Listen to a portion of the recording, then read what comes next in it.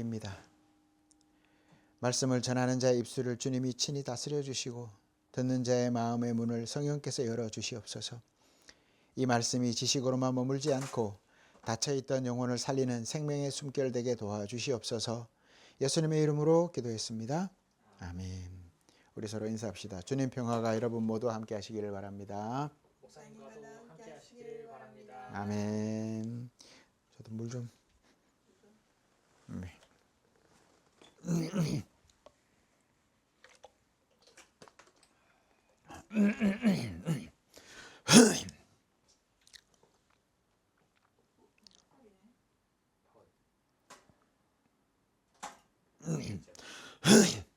네.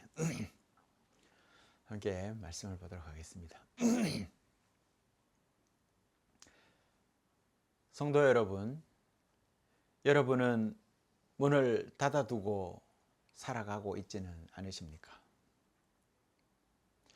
마음속 깊은 곳에 아무도 들어오지 못하게 걸어 잠근 방, 혹 그런 방이 여러분 내면에 있지는 않습니까?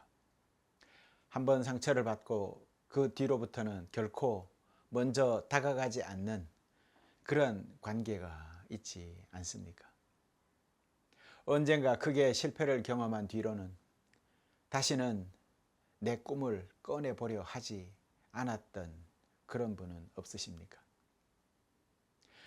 겉으로는 안 그런 척 하지만 속으로는 마음의 문을 꽁꽁 잠그고 살아가고 있지는 않습니까? 이런 상황이라면 되지도 않을 일에 열내는 것보다는 차라리 사실 문을 걸어 잠그고 피하는 쪽이 매우 합리적인 행동일지도 모르겠습니다.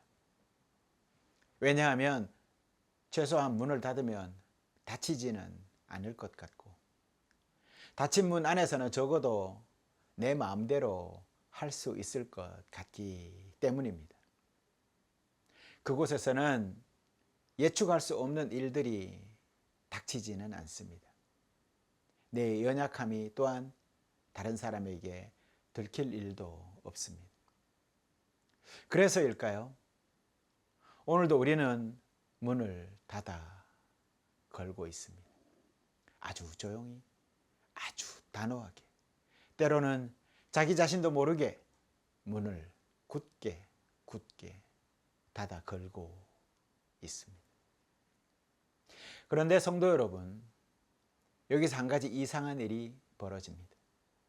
문을 닫으면 닫을수록 우리는 더 안전해지는 것이 아니라 더 좁아진다라는 것을 알게 됩니다. 두려움이 줄어들 줄 알았는데 오히려 두려움이 더 커져서 더 마음의 방을 비좁게 만들고 가득 채워버립니다. 바깥의 위험을 막으려고 했는데 어느 순간 보니 그 견고한 문이 나를 가두는 도리어 나의 감옥이 되어버렸던 것이죠. 안전하려고 들어온 방이었는데 언젠가부터 그 방이 서서히 숨막히는 공간이 되어버린 것입니다. 오늘 요한복음 20장이 그 모습을 우리에게 정직하게 보여주고 있습니다. 부활 첫날 저녁이었습니다. 그날 아침에 막달라 마리아가 빈 무덤을 보고 달려와서 여러분, 주님을 보았습니다 라고 외칩니다. 엠마오로 가던 두 제자가 길에서 부활하신 주님을 만났다는 이야기도 전해서 들려왔습니다. 온갖 놀라운 소식들이 떠돌던 그날 저녁, 11 제자는 어디에 모여 있었을까요? 그들은 문을 걸어 잠그고 모여 있었습니다. 성경은 아주 직설적으로 이렇게 말을 하고 있습니다. 유대인들을 두려워하여 모인 곳에 문을 닫았더니, 그 문은 단순한 나무 문을 닫는 행위가 아니었습니다. 그것은 그들의 영혼의 상태를 그대로 보여주는 상징적인 그러한 언어라고도 할 수가 있습니다. 생각해 보십시오. 이들이 누구입니까? 3년 동안 예수님과 함께 다니며 오병이어의 기적을 눈으로 보고 풍랑이 이는 바다 위를 걷는 주님을 목격했고 죽은 나사로가 무덤에서 걸어 나오는 것을 직접 본 사람들 아닙니까? 그런데 그들이 지금 문을 닫고 숨어 있습니다. 두려움에 사로잡혀서 절망 속에서 죄책감과 슬픔으로 뒤엉킨 채로 그 어두운 방에 웅크리고 있습니다. 이들의 문이 그토록 굳게 닫힌 데는 이유가 있었습니다. 스승이 그토록 비참하게 죽는 것을 지켜보아야만 했기 때문입니다. 베드로는 또한 3번이나 주님을 모른다고 부인을 했지요. 다른 제자들도 겟세마네에서 도망쳐 버렸습니다. 예수님이 잡히시던 그 밤에 칼을 빼들었다가 도망치고 먼 발치에서 바라보다가 결국 흩어져 버렸습니다. 그 기억이 가슴에 박혀 있었던 것입니다. 다시 바깥 세상으로 나갈 수 없는 것이죠. 나갔다가는 또 무너질 것이 뻔하니까. 이번에는 완전히 끝날 것 같았습니다. 그래서 할 수 없이 문을 걸어 잠근 것입니다. 이것이 이들만의 이야기가 아닐 것입니다. 크게 실망한 이후에, 배신을 당한 이후에, 애써 내밀었다가 거절당한 그 손길 이후에 우리도 그렇게 문을 닫아버립니다. 때로는 하나님께도 그렇게 합니다. 이번만큼은 제발, 그렇게 기도했는데 응답이 오지 않을 때 왜 하나님은 침묵하십니까? 라는 그 물음 앞에서 우리는 영혼의 문제도 조금씩 빗장을 걸어 잠기기 시작하는 것입니다. 예배는 드리러 오지만 마음은 이미 꼭 걸어 잠근 채 그저 예배 자리에 앉아 있는 것입니다. 고린도전서 12장이 말하는 교회의 모습도 우리 다시 돌아보게 됩니다. 성령께서는 각 사람에게 서로 다른 은사를 나누어 주셨다고 합니다. 지혜의 말씀을 주셨고, 지식의 말씀, 믿음의 병 고치는 은사, 예언, 방언, 통역, 이 모든 것이 한 성령께서 행하시는 일이고 몸의 지체들이 서로 향하여서 열려 있을 때 비로소 기능하는 선물인 것처럼 성령님이 그렇게 움직이신다. 그런 말씀을 기록하고 있습니다. 그런데 문을 잠그고 자기 안에만 갇혀 있다면 은사는 어떻게 되겠습니까? 은사가 되지 못하는 것이죠. 빛은 빛이지만, 빛이 창문으로 빛을 비추지만 창을 커튼으로 가려버리면 방을 밝히지 못하듯이 성령의 선물도 닫힌 마음 속에는 공동체를 살리는 통로가 되지 못하게 되는 것입니다. 사도행전 2장의 오순절 성령 강림이 일어나기 전에 제자들이 한 곳에 모여 있었다고 했습니다. 그 모임이 가능했던 것은 두려움 속에서도 서로를 향해 조금씩 문을 열고 함께 있었기 때문입니다. 그런데 제자들이 이야기로 다시 돌아가 봅시다. 닫힌 문 앞에서 무언가 놀라운 일이 벌어지고 있습니다. 예수님이 오셨죠. 문을 두드리신 것 아니겠습니까? 어떻습니까? 문을 두드리셨을까요? 아닙니다. 문을 두드리신 것이 아니라 열어달라고 부탁하신 것도 아니었습니다. 조용히, 그리고 갑자기 닫힌 문을 뚫고 제자들 가운데 서신 것입니다. 우리가 문을 닫았습니다. 그런데 그 문을 열어달라 두드린 것이 아니라 주님은 그냥 그 문을 뚫고 우리에게 들어오셨습니다. 자, 그 이미지를 한번 떠올려 보십시오. 얼마나 긴박했으면 주님께서 그리하셨을까? 요한은 이 장면을 아주 단순하게 그러나 놀랍게도 강렬하게 기록하고 있습니다. 예수께서 오사 가운데 서서. 그리고 첫 마디가 이거였습니다. 너희에게 평강이 있을지어다. 그곳에는 책망이 없었습니다. 왜 도망쳤느냐? 실망했다. 야, 네가 어찌 그럴 수 있느냐? 이런 말은 한마디도 없습니다. 닫힌 문을 억지로 부수고 들어오신 것도 아니었습니다. 두려움에 떨면서 웅크린 제자들의 그 한가운데서 그 조용히 주님께서 들어오신 것입니다. 가장 먼저 하신 말씀이 바로 평강이 있을지어다 였습니다. 이 평강을 히브리어로 우리는 샬롬이라고 합니다. 그냥 조용하다라는 뜻이 아닙니다. 갈등이 없는 상태를 말하는 것이 아닙니다. 샬롬은 완전함, 온전함, 회복된 그러한 관계, 생명이 충만한 상태, 그것을 우리는 샬롬이라고 합니다. 그리고 이 샬롬을 선언하시면서 예수님은 무엇을 보여주셨습니까? 손과 옆구리를 우리에게 보여주셨습니다. 샬롬과 또 손과 옆구리의 상처, 못자국이 있는 손, 창에 찔린 옆구리, 그 상처들을 보여주시면서 평강이 있을지어다라고 말씀하시는 것입니다. 여러분, 이것이 핵심입니다. 이 평강은 고통이 없는 평화가 아닙니다. 상처를 피해서 얻은 안도감도 아닙니다. 십자가의 가장 깊은 절망을, 주님의 가장 어두운 그 밤을 통과해서 피어난 부활의 생명으로부터 오는 평강인 것이죠.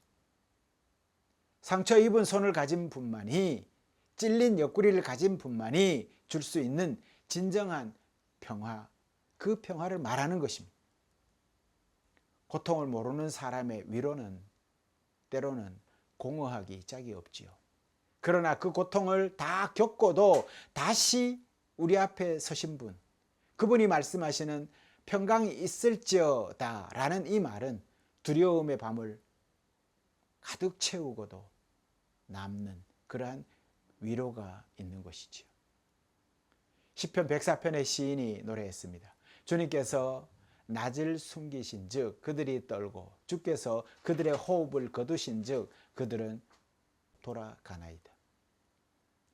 주의 영을 보내어 그들을 창조하사 지면을 새롭게 하시나이다. 생명은 하나님의 영으로부터 오는 것이죠. 하나님이 숨을 거두시면 만물이 멈추어 버리고 하나님이 영을 보내시면 창조와 새로운 생명의 탄생이 일어나는 것입니다. 이것이 창조의 원리이고 이것이 구원의 원리인 것입니다. 부활하신 예수님이 바로 그 일을 하셨습니다. 이 말씀을 하시고 그들을 향하사 숨을 내쉬며 이르시되 성령을 받으라. 창세기에서 하나님이 흙으로 빚은 사람의 코에 생기를 불어넣으시던 그 장면이 여기에서 다시 재현됩니다. 죄책감과 두려움으로 영적 심장이 멎어버린 제자들을 향해서 부활하신 주님이 거룩한 숨을 불어넣으시죠. 성령을 받으라. 그 숨결이 닿는 곳에서 무언가가 달라지기 시작합니다. 오순절날의 이야기가 이것을 확인해 줍니다. 사도행전 2장 오순절날에 제자들이 한 곳에 모여 있었습니다. 그때 호련히 하늘로부터 급하고 강한 바람 같은 소리가 있어서 온 집에 가득했습니다. 마치 불의 혀처럼 갈라지는 것들이 각 사람 위에 임했습니다. 그들이 다 성령의 충만함을 받았습니다. 그리고 그들이 말하기 시작했습니다. 문을 닫고 숨어있던 사람들이 밖으로 나와서 말하기 시작했습니다. 얼마나 놀라운 반전입니까? 불과 얼마 전까지만 해도 유대인들이 두려워서 문을 걸어 잠궜던 사람들 아닙니까? 그런데 지금은 모든 나라에서 온 사람들이 각자의 언어로 하나님의 큰 일을 듣고 있지 않습니까? 바데인, 메데인, 엘라민, 메소포타미아 사람, 갑바도기아 사람, 아시아 사람, 애굽 사람, 아라비아 사람, 온 세상에서 온 사람들이 각자의 말로 복음을 듣고 있습니다. 이 어찌된 일이냐 라며 그 기도 소리를 듣는 이들을 바라보며 놀라고 있습니다. 어떻게 이런 일이 일어났습니까? 닫혀있던 문이 열렸기 때문입니다. 안에만 웅크리고 있던 제자들이 바깥으로 나왔기 때문에 가능했던 일입니다. 그들이 달라진 것이 아닙니다. 여전히 같은 사람입니다. 단 하나가 달라졌습니다. 그 안에 생명의 숨결이 들어왔다라는 것이죠. 성령이 임하셨습니다. 그리고 성령이 임한 사람은 더 이상 닫힌 방에 머물 수가 없습니다. 베드로가 11 사도와 함께 서서 소리를 높여 선포하기 시작합니다. 선지자 요엘의 말씀을 인용해서 선포합니다. 말세에 내가 내 영을 모든 육체에 부어주리니 너희 자녀들은 예언할 것이요 너희 젊은이들은 환상을 보고 너희의 늙은이들은 꿈을 꾸리라. 그리고 이 놀라운 말씀을 덧붙입니다. 누구든지 주의 이름을 부르는 자는 구원을 받으리라. 아멘. 누구든지입니다. 젊은이도 늙은이도 남자도 여자도 유대인도 헬라인도 종도 자유인도 누구든지 구원을 받습니다.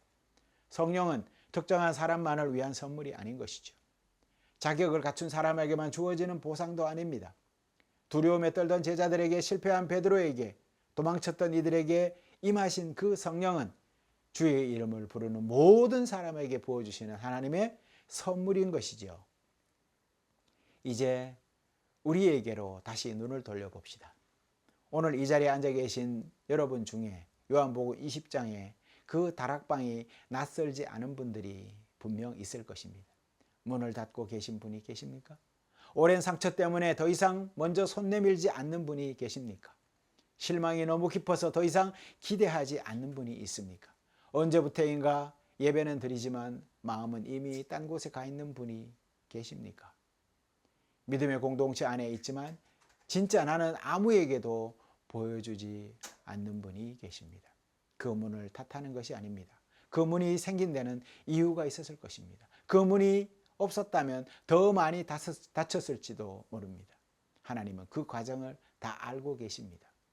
그런데 오늘 이 말씀이 우리에게 선언합니다. 부활하신 예수님이 닫힌 문을 뚫고 오십니다. 억지로 부수고 들어오는 것이 아닙니다. 책망하려 오시는 것도 아닙니다.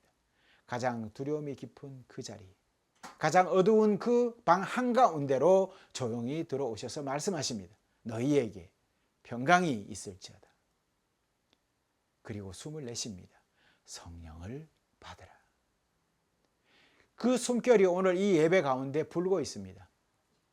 시편의 시인이 노래한 것처럼 주의 영이 보내심을 받아 지면을 새롭게 하신 그 창조의 바람이 오늘 이 성령 강림 주일에 우리를 향해서 불어오고 있습니다. 닫힌 문틈 사이로, 두꺼운 자물쇠 사이로, 겹겹이 쌓인 방어막 사이로 생명의 숨결이 스며들고 있습니다. 깊이 숨을 들이마시십시오. 이것이 사도행전 2장의 이야기가 지금 우리에게 하는 초대인 것입니다. 급하고 강한 바람 같은 성령의 바람이 오늘도 같은 일을 하기를 원하십니다.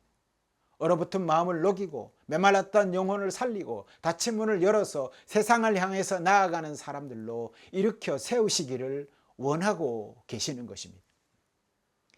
그리고 예수님은 말씀하십니다. 아버지께서 나를 보내신 것 같이 나도 너희를 보내노라.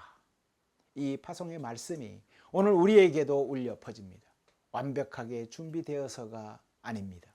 두려움이 완전히 사라져서도 아닙니다. 성령의 숨결을 받은 자로서 십자가를 통과한 샬롬이 내 내면에 깃든 그러한 사람으로서, 신앙인으로서 이제 문을 열고 걸어 나가십시오. 그 파송이 멀리 있지 않습니다. 내일 아침 출근길이 그 파송지이고 오랫동안 어색해진 그 동료가 먼저 말을 거는 순간이 파송일 수도 있습니다. 이미 포기했던 그러한 관계를 향해서 용기 있게 연락하는 것도 파송의 자리일 수도 있습니다. 너무 자존심이 상해서 절대로 먼저 하지 않겠다고 다짐했던 그 화해를 향한 손길 또한 파송의 자리일 수가 있습니다. 두려워서 시작하지 못했던 그 일을 이제는 첫 발을 내딛는 그 순간이 파송의 순간일 수도 있습니다. 성령을 받은 자는 화해의 통로가 됩니다. 요한복음이 이어서 말합니다. 너희가 누구의 죄든지 사하면 사하여질 것이요. 이것이 성령을 받은 자에게 주어진 사명인 것입니다. 용서하는 사람, 화해를 만드는 사람, 갈라진 곳에 다리를 놓는 사람, 닫힌 문을 열고 나가서 세상에 샬롬을 전하는 사람. 고린도전서 12장이 말하는 것처럼 몸은 하나이나 지체는 많습니다. 우리가 다 한 성령으로 세례를 받아 한 몸이 되었습니다. 이 공동체 안에서 각자가 받은 은사를 가지고 서로를 향해 문을 열 때 비로소 몸이 온전히 기능을 하게 됩니다. 누군가의 지혜가 나의 어리석음을 채워주고, 누군가의 믿음이 나의 의심을 붙들어주고, 누군가의 위로가 나의 상처를 어루만져 주는 것이죠. 이것이 성령이 만드는 공동체인 것입니다. 닫힌 문을 열고 서로에게 나아갈 때 이 기적이 일어납니다. 오늘은 성령 강림 주일입니다. 2000년 전 오순절에 일어났던 그 일이 오늘 이 예배 가운데서도 일어나기를 원합니다. 급하고 강한 바람 같은 성령의 바람이 이 자리에 가득하기를 원합니다. 불의 혀처럼 각 사람 위에 임하는 성령의 충만함이 여러분 한 분 한 분에게 임하기를 축원합니다. 그리고 그 성령의 숨결을 받은 자로서 우리가 스스로 걸어 잠갔던 문을 열고 걸어 나가기를 원합니다. 두려움이 아직 남아 있어도 괜찮습니다. 베드로도 아직 두려움이 완전히 사라지지 않은 채로 일어섰지 않습니까? 소리를 높였습니다. 선포했습니다. 그것이 바로 베드로가 감당했던 성령의 일하심이었습니다. 우리에게도 이러한 역사가 일어나기를 원합니다. 시편 104편의 시인처럼 오늘 우리도 고백합시다. 내가 평생토록 여호와께 노래하며 내가 살아있는 동안 내 하나님을 찬양하리로다. 두려움의 방 안에 갇혀서는 이 노래가 나오지 않습니다. 문을 열고 나올 때 살아계신 하나님의 영이 내 안에 숨쉬는 것을 느낄 때 바로 이 찬양이 터져 나오는 것입니다. 오늘 이 성령 강림 주일에 굳게 걸어 잠갔던 그 문틈 사이로 생명의 숨결이 불어오고 있습니다. 귀를 기울여 들어보십시오. 부활하신 주님의 음성이 들립니다. 너희에게 평강이 있을지어다. 성령을 받으라. 나도 너희를 보내노라. 이제 숨을 깊이 들이마십시오. 그리고 문을 여십시오. 그리 한 주간 승리하며 주님의 부활을 증거하는 증인으로서의 승리하는 삶을 살아가시기를 축원합니다. 기도하시겠습니다.